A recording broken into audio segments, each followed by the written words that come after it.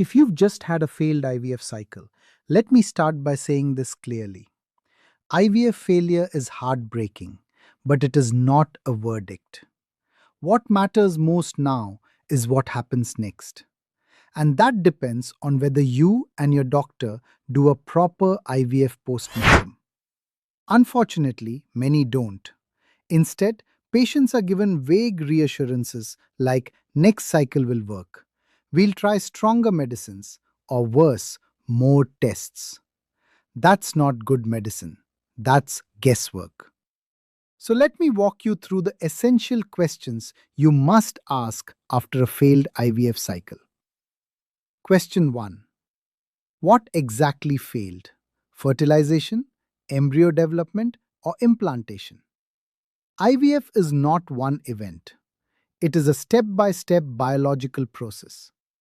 If you don't know where the failure occurred, you cannot learn from it, and you cannot improve the next attempt. A responsible IVF clinic should be able to tell you clearly and confidently how many eggs were retrieved, how many fertilized normally, how many embryos developed day by day, how many reached the blastocyst stage, and exactly what was transferred or frozen. If your doctor cannot explain this sequence in simple language, that's not bad luck.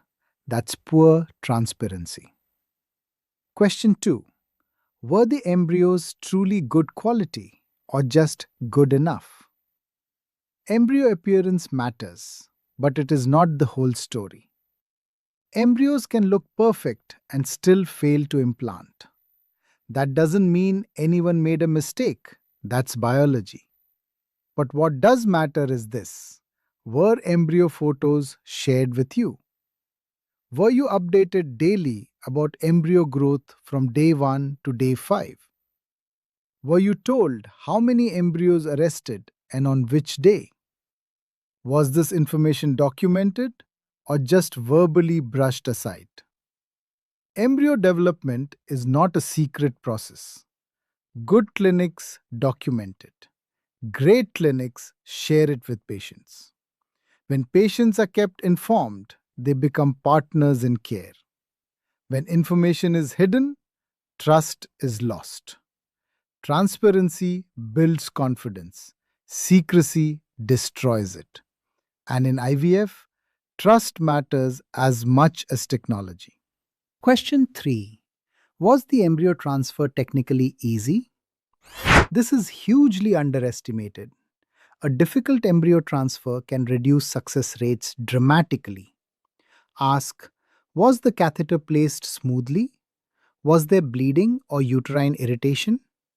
A good doctor documents this. A careless one shrugs it off. Question 4.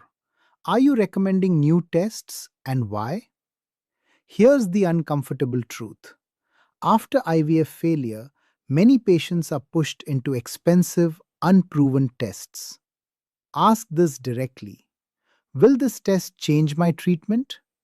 Is there solid evidence it improves outcomes? If the answer is vague, you're being upsold, not helped. Final truth you must accept.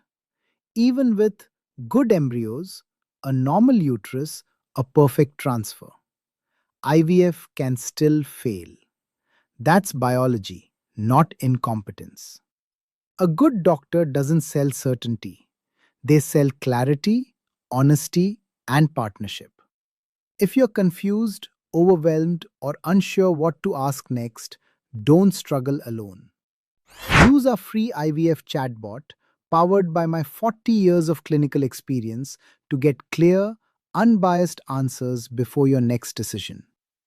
The right questions can save you time, money, and heartbreak.